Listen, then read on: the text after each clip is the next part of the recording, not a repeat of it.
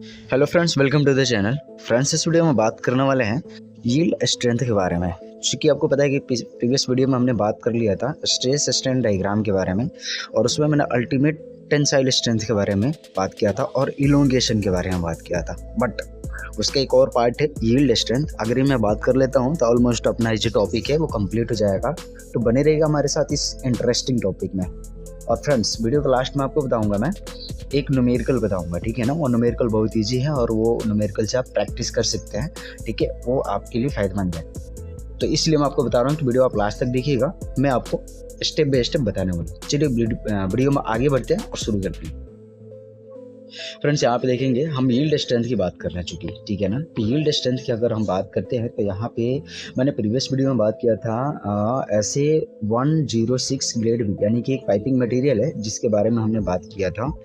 इसका ultimate tensile strength के बारे में बात किया था और इसका इलोंगेशन के बारे में बात किया था। तो थोड़ा सा बात कर लेता हूँ ताकि आपको रिवाइज हो जाएगा। और ये जो इलोंगेशन है ये 0.25% है। इलोंगेशन जो कि आपको पता है कि हमेशा परसेंटेज में निकाला जाता है, और इलोंगेशन हम एज वेल एज जिसको हम स्ट्रेन भी कर सकते हैं, क्योंकि स्ट्रेन की कोई यूनिट नहीं है, और चूँकि इसलिए इसको इलोंगेशन जो है वो परसेंटेज में निकालेंगे। यानी कि इसको हम 0.25 को हम गुणा कर देंगे 100 से, तो ये आ जाएगा 25% आ जाएगा ना।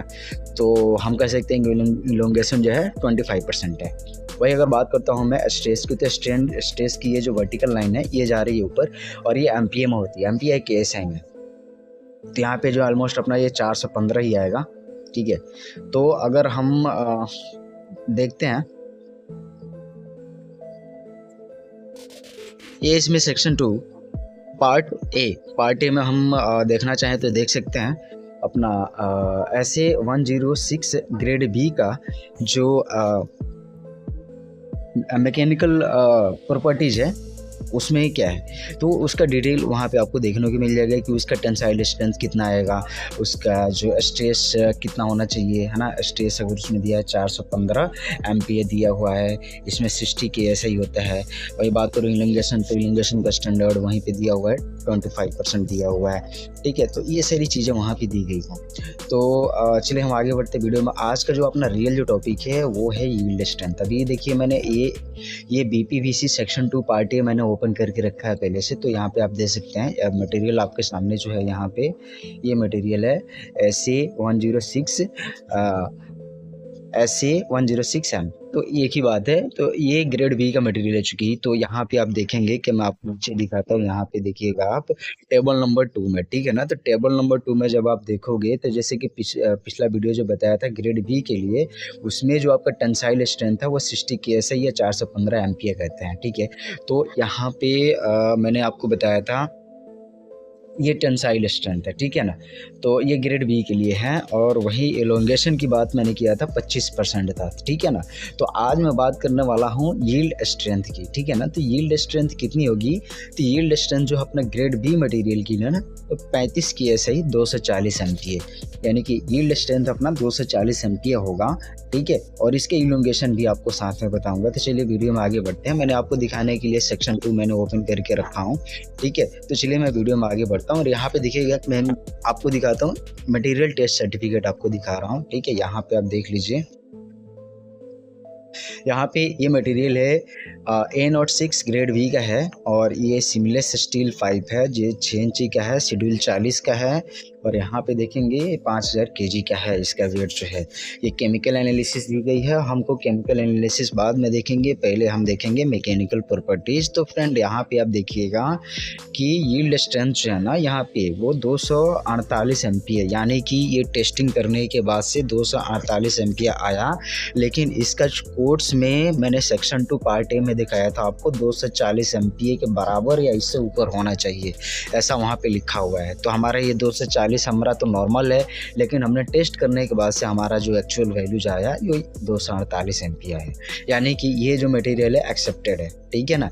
और ये 0.2% प्रूफ का गया है फ्रेंड्स। इसका मतलब ये है कि ये जो मटेरियल है इसका इलोंगेशन जो है वो 12% पे किया गया है, इसका ये मतलब हुआ। तो ये प्रूफ का मतलब हुआ है कि इसका जब भी टेस्ट किया गया है तो 248 एमपीए आया है, 0.2% ऑफ इलोंगेशन ये है। तो फ्रेंड्स इसका मतलब यही है। अभी आप देखोगे तो मैंने आपको पिछली वीडियो में जो बताया थे आपको कि इसका जो टेंसाइल स्ट्रेंथ है वो 415 होना चाहिए, ठीक है। स्पेसिफिकेशन में दिया है, लेकिन टेस्ट करने के बाद से 430 आया और इलॉन्गेशन आया 26% का, ठीक है ना। 25% कम से कम होना चाहिए, अधिक से अधिक 25 से ऊपर हो सकता है, चलेगा। तो ये 26% है, एक्सेप्टेबल है, ठीक है फ्रेंड। तो ये वीडियो में मुझे एक्चुअली आपको यही दिखाना था। बाकी एक ग्राफ मैंने आपके लिए दिखाने के लिए मैंने सेव करके रखा है। तो यहाँ पे आप देखेंगे कि मटेरियल A06 ग्रेड बी के लिए यील्ड स्ट्रेंथ जो है, यहाँ पे आप देखिएगा कि एक ग्राफ है हमारा, एक वर्टिकल लाइन से ये जो स्ट्रेन की लाइन जा रही है, स्ट्रेस की एमपीए में, तो यहाँ पे 0.12 यानी 0.002 है। तो ये फ्रेंड्स 0.2%, चूँकि आपको मैंने दिखाया था वहाँ एमटीसी में, तो एमटीसी में 0.2% यहाँ पे दिखाया गया था। तो ठीक है ना, तो वही चीज़ है यहाँ पे आपको दिखाता हूँ। ये वाली जो आपने दिखे थे, तो वही चीज़ आपको ग्राफ में दिखाता हूँ, ये वाला। क्योंकि आप देखेंगे कि 0.2% का इलोंगेशन है, ठीक है ना। इलोंगेशन जो है 0.2% का आ रहा है, और यहाँ पे स्ट्रेस जो आ रहा है वो 240 एमपीए तक जा रहा है, यानी कि इसकी जो हाइट है ये 240 एमपीए, ठीक है ना।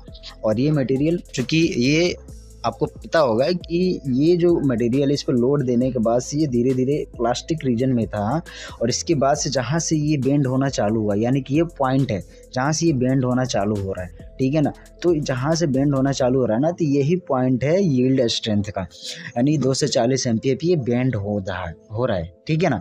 तो मटेरियल जहाँ से बेंड हो रहा है ना, उसी पॉइंट को कहते हैं यील्ड स्ट्रेंथ फ्रेंड्स, ठीक है ना। आपको समझाने के लिए ये मैंने फ़ोटो पिक रखा है, तो मुझे लगता है कि वीडियो में आपको ये समझ में आ गया होगा।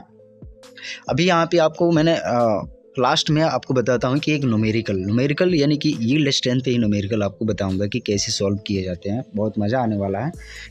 तो यहाँ पे देखेंगे कि यील्ड स्ट्रेंथ की जो फार्मूला है वो F/A है। F ये है अप्लाइड फोर्स न्यूटन में, और A क्रॉस सेक्शनल एरिया है फ्रेंड्स, ठीक है ना। तो यहाँ पे आप देखोगे क्रॉस सेक्शनल एरिया जो है mm² में होती है। चलिए मैं आपको एक न्यूमेरिकल करके दिखाता हूँ यहाँ पे। चूँकि न्यूमेरिकल जो है क्वेश्चन कुछ इस प्रकार से आप देखेंगे कि एक स्टील रॉड है, एक रॉड बार है, ठीक है, जिसका 48,000 न्यूटन का लोड लगाया गया। रॉड का डायमीटर 16 mm है, यील्ड स्ट्रेंथ निकालना है, ठीक है। लेकिन याद रखना, ये जो रॉड है ना, ये बार है, हॉलो सेक्शन नहीं है। हॉलो सेक्शन रहेगा तो उसमें कुछ और फार्मूला यूज किया जाएगा, बट ये एक सिंपल बार है, और जिसका जो थिकनेस है, डायमीटर, वो 16 mm की है, ठीक है ना।